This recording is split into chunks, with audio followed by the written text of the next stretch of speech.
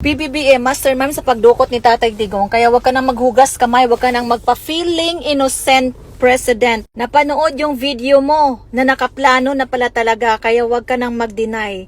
Tapos, wala kayong warrant of arrest na ibinigay kay Tatay Digong. Wala kayong ipinakita, kundi hinuli nyo lang siya. Remember mo, President, yung sinabi mo? Doon sa mga kaalyado mo? Ang sabi mo, okay, we'll put all our plans into place. O diba? Kaya wag ka nang mag-deny dyan. Alam ng buong mamamayan na dinukot nyo at sinurrender.